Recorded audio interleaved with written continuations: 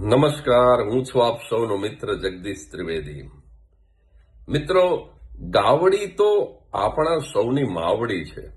ગાયના રૂવાડે રૂવાડે ઈશ્વરનો વાસ છે અને એટલે ભગવાન શ્રી કૃષ્ણ પણ ગાયોને ચરાવવા જતા હતા.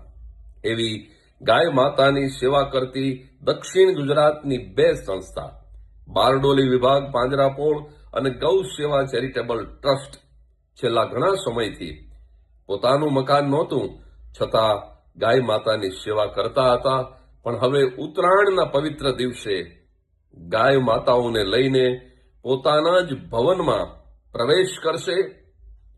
વ્યારા બારડોલી નેશનલ હાઈવે 53 ઉપર આવેલું માણેકપોર ગામ અને માણેકપોરની અંદર પોતાની જ પાંજરાપોળ ગૌશાળાની અંદર ઉત્તરાયણ 14મી જાન્યુઆરી 2026 સવારે 9 વાગે આ સંસ્થા ગાય માતાઓને પ્રવેશ કરાવશે. એ દિવસે ગાયત્રી યજ્ઞ, પાંજરાપોળનું ઉદ્ઘાટન, દાતાઓનું સન્માન અને મેઇન ગેટનું ખાતમુહૂર્ત. તો સૌને વિનંતી કરું છું, 14મી જાન્યુઆરી 26ની સવારે 9 વાગે માણેકપોર પહોંચી જજો, કારણ કે ઉત્તરાયણના દિવસે ગાયનું દર્શન અને ગાયની સેવાનું બહુ મોટું પુણ્ય છે.